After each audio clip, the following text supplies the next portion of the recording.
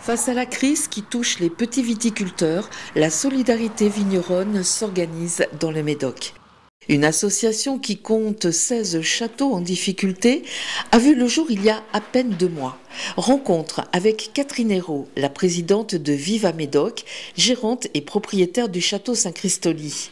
Elle nous parle sans langue de bois de son métier, de ses difficultés et de l'envie de s'en sortir.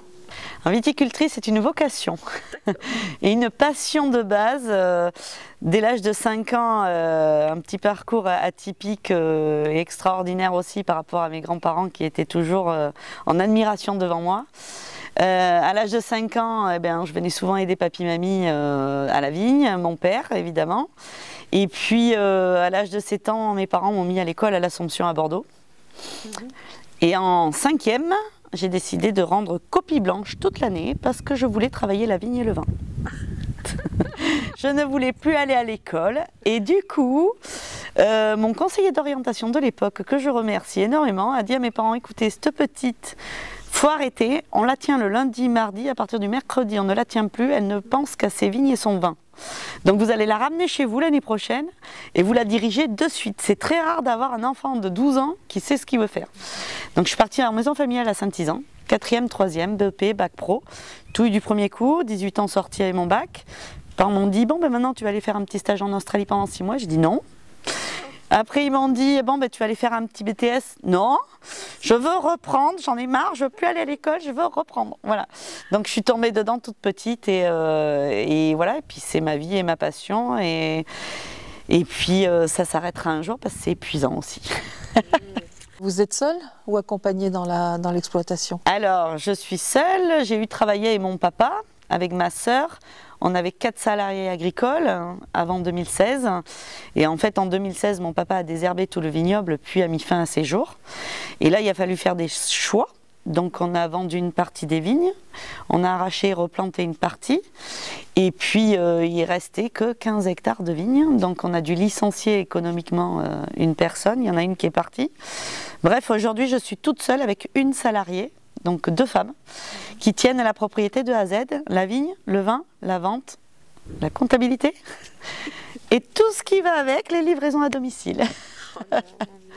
C'est du courage quoi qu'il faut surtout. C'est beaucoup de courage, il faut avoir du temps, donc évidemment pas de chéri.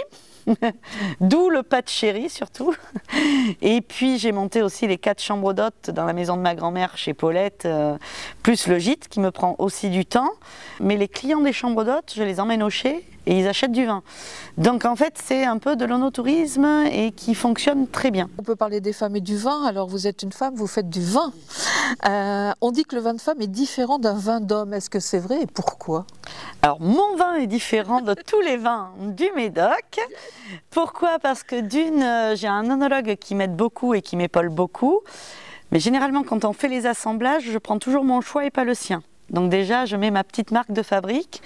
Il faut savoir que mon père faisait un vin qui avait 70% de Cabernet Sauvignon et 30% de Merlot. Quand je suis revenue, j'ai dit à mon père, écoute, ton vin, il n'est pas bon. Je vais le faire moi, tu vas voir. Je suis une fille, il faut des vins ronds, souples, élégants, qu'on puisse boire maintenant, mais qu'on va pouvoir boire dans 10 ans. Donc j'ai mis 60% de Merlot et 40% de Cabernet Sauvignon dans mon vin. J'ai inversé la tendance, ce qui fait des vins beaucoup plus souples et c'est vrai beaucoup plus appréciés des femmes. Quel est votre quotidien, Cathy?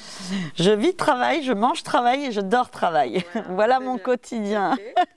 Et un petit tour à la télé aussi de temps en temps? Alors évidemment, un petit tour à la télé il y a 5 ans avec l'émission L'amour est dans le pré à laquelle j'ai participé, où je n'ai pas trouvé l'amour. J'avais un certain breton qui était mou, je suis hyper dynamique, qui était caviste et qui n'aimait pas le vin.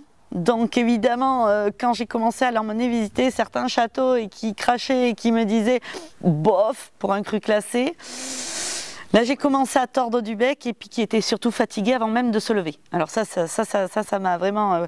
Donc non. Le sable c'était sale, ça collait aux pieds. Bon bref. Mais une très très belle émission quand même avec des gens adorables, aimants. Tous les ans, certaines personnes sont refilmées pour savoir où on en est. Et puis bien sûr une grande histoire avec Karine Le Marchand qui m'a beaucoup épaulée et qui a créé donc une vente directe pour essayer de me sauver cette année en partenariat avec les grandes surfaces, c'est-à-dire les 5 grandes surfaces qui ont bien voulu participer, parce que tout le monde n'a pas voulu participer, mais Auchan, Carrefour, Super U, Intermarché et Casino. Donc c'est pas que ceux qui ont participé à l'Amour est dans le pré, c'est aussi tous les petits agriculteurs de moins de 2 salariés et en difficulté financière qui ont le droit d'appeler la grande surface à côté de chez eux, moins de 100 km, et de dire voilà, moi je fais un produit, je fais de la vente directe, voilà mes tarifs, est-ce que vous pouvez me prendre mon produit? Et normalement ils sont censés vous prendre les produits. Voilà, on remplit quelques fiches, quelques dossiers évidemment, puisque la France sans dossier ne serait pas la France. Mais bon, on y rentre et grâce à elle, c'est vrai que j'ai évité la liquidation judiciaire cette année. Les difficultés que vous rencontrez, là, vous dites que vous avez donc été sauvé. Vous êtes encore cette année, ouais. On n'est jamais sauvé totalement, on est sauvé pour une année quand on fait une vente, mais c'est vrai que on n'a plus aujourd'hui de vente régulière comme avant. C'est-à-dire que moi, par exemple, je vendais une grosse partie à un négociant qui revendait en Belgique et tous les ans, il prenait régulièrement. On n'avait pas un contrat sur 3-4 ans, mais tous les ans, il reprenait. Et c'est à cause de lui, pendant 2 ans, il n'a pas pris. Et du coup, je me suis retrouvée 2 ans sans cette grosse somme d'argent qui m'aidait à payer tous mes fournisseurs. Et du coup, c'est là où j'ai dit, hop, stop, je m'en sors plus. Pourtant, j'ai beaucoup de clientèle particulière, mais là, je m'en sors plus. Donc, le truc qu'il y a, c'est que il a fallu trouver. Donc, Karine est arrivée. Pour l'année prochaine, mon client est revenu. Donc, je suis sauvée pour l'année prochaine. Dans 2 ans, on n'est peut-être pas sûr d'être sauvé. Il faut qu'on trouve toujours un acheteur. Moi, j'ai besoin de vendre 40 000 bouteilles à un grossiste et 20-25 000 bouteilles à mes particuliers pour m'en sortir tous les ans. Voilà. D'accord. On parle plus de vendre le château, là. Ah si, je suis toujours en vente. Toujours. Ah si, mais en attendant de le vendre. Ah, oui. Je fais comment? Si je vends un château qui est en liquidation judiciaire, non, ça le fait pas. Ça le fait pas. S'il est en redressement, je crois qu'on n'a même pas le droit de vendre un château en redressement. Enfin, au bout d'un moment, moi je veux pas passer en redressement, je veux pas être en liquidation, je veux juste vendre mon château, quitte à rester sur le château, sur le domaine et me reprendre en tant que salarié. Ça me pose pas de problème. Mais non, moi ce que je veux, c'est des vacances. Viva Médoc, c'est une association, vous en êtes la présidente. C'est quoi Viva Médoc? Alors Viva Médoc, le vin, la vie, l'envie. Voilà notre petit slogan. J'avais envie, alors on m'a téléphoné, une viticultrice, Patricia Demarchi du château Auquéran de Saint-Germain-d'Esteuil m'a téléphoné en me disant, écoute Cathy, là, ça va plus, les Médocains s'en sortent plus, on veut participer à ta charte, l'amour est tout près, mais on ne sait pas comment faire. Et comme j'avais beaucoup d'appels, j'ai dit, écoutez, je vais tous vous réunir. Donc j'ai fait appel à l'ODG, Médoc au Médoc, qui a fait un listing, qui a envoyé un petit mail à tous les viticulteurs médocains de moins de 20 hectares de vignes, moins de 2 salariés agricoles.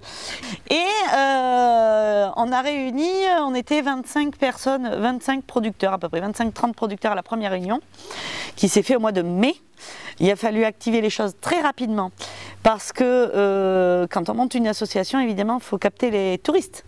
C'est là où on va faire le plus de promotion possible. Donc on a fait les premières réunions au mois de mai, deuxième réunion début juin, et là il n'y en est resté plus que 20. Et puis j'ai dit, bon ben là il faut monter une asso, il faut essayer de faire quelque chose de cette asso. Qu'est-ce qu'on fait? Promotion, dégustation, vente, on peut mettre beaucoup de choses dedans.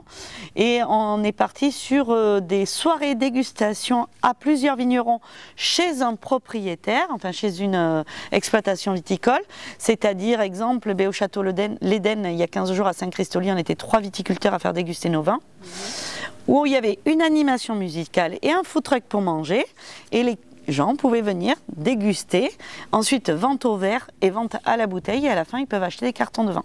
Voilà, on était 80 personnes à peu près, donc c'est bien. Donc on compte le poursuivre dans l'hiver, et l'objectif final, ça serait de créer une cuvée Viva Médoc, mais pour ça, il faut que j'arrive d'abord à trouver l'acheteur et mettre un pourcentage de chacun d'entre nous dans cette cuvée pour pouvoir le vendre en gros volume.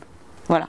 Le tout, c'est de nous faire, de faire parler du Médoc, voilà, et de donner la bonne image avec des Médocains contents, joyeux et qui sont prêts à se tenir la main plutôt que de se faire la gueule et remonter tous ensemble. Voilà. Voilà. Parce que moi, ce que je voulais savoir, voilà, l'objet de l'asso? C'est quoi? Au départ, j'ai fait l'association, je ne savais pas trop où j'allais. Et puis, ça donne du baume au cœur d'abord à tous les viticulteurs qui sont un petit peu en détresse, qui sont vraiment au fond du seau. Il y en a beaucoup, on en a perdu. Hein. L'année dernière, il y en a 2 qui se sont suicidés. Le suicide n'est pas une solution. Hein. Ben non. Je l'ai vécu. C'est ce que je dis souvent, je prends un billet d'avion, je m'en vais, j'abandonne tout, mais au moins je ne laisse pas une mauvaise image à mes enfants. Voilà, je sais ce que c'est, hein. Mon père, c'est moi qui l'ai trouvé, donc voilà, j'aurai cette image en tête toute ma vie, et ça je ne veux surtout pas. Donc les viticulteurs, il ne faut pas s'affoler, c'est comme bien matériel, hein. Notre vie est bien plus importante, notre famille est plus importante, et il faut savoir que même si on est tout seul, il y a toujours quelqu'un qui nous aime à côté. Voilà, donc autant se prendre par la main, essayer de remonter le moral. Alors ça nous fait des réunions sympas entre viticulteurs où on passe une bonne soirée, où on avance, où on crée des projets. Voilà, on essaye de se donner les tuyaux quand par exemple il y a un acheteur qui appelle et qui dit voilà je veux tant de bouteilles et qu'on ne peut pas fournir ce nombre de bouteilles là, dans notre association il y a peut-être un viticulteur qui peut, et dans ce cas là on relaie l'information. Par exemple il y a une foire qui s'est montée en Alsace et là il y a un agriculteur qui a demandé qui voudrait participer. Du coup, il y en a 5 du Médoc qui vont aller en Alsace. C'est des petits coups de main comme ça. C'est de la solidarité avant tout. Et puis, c'est quelqu'un qui n'est pas bien qui peut nous appeler en nous disant écoute là, Cathy, ça va pas du tout. Ou un autre, hein, pas que moi, parce que moi, je porte beaucoup de choses sur mes épaules aussi. Mais voilà, écoute là, c'est vraiment la merde, je sais pas quoi dire. Par exemple, l'autre jour, alors bon, je le dis, mais les banques m'appellent en me disant écoutez, vos comptes vont être bloqués parce que vous n'avez pas assez vendu de vin et il y a des emprunts qui tombent. Bon, moi je leur ai répondu, écoutez, j'appelle M6 et puis M6 va venir faire un petit topo sur vous allez voir. Bon, ils m'ont rallongé un petit crédit, bon, voilà, pour 2 mois, mais ils me l'ont rallongé.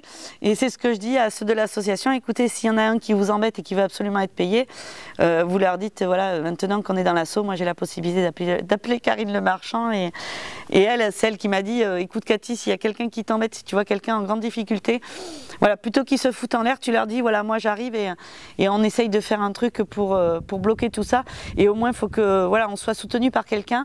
Les banques sont essentielles, et il faut qu'elles nous soutiennent. Bon, la politique d'aujourd'hui, je suis désolée, mais bon, on n'est pas du tout soutenu, hein, et j'ai pas honte de le dire, puisque aujourd'hui la France, la politique française ne veut plus de petits exploitants agricoles, elle veut que des industriels, et c'est pour ça que nous, tous les petits, on va être mangés. Mais je le sais, et je l'assume complètement. Moi, je veux ma retraite maintenant, donc... mais bon, non, pas ma retraite, mais c'est vrai que j'aimerais être soulagée de tous les soucis qu'il y a aujourd'hui. Mais en attendant... Comment un petit bout de femme comme ça, avec ce que vous portez sur les épaules, tient le coup, en fait? C'est quoi? C'est la passion? C'est les nerfs? Les nerfs.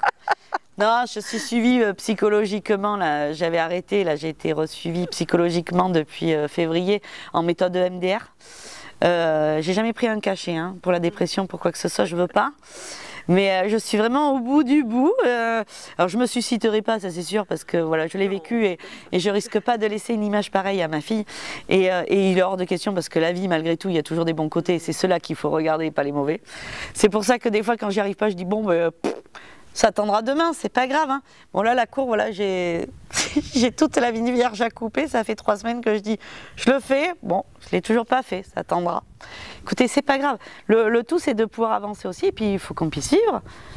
Donc moi, je vis entre les marchés nocturnes où je vends du vin. Ouais.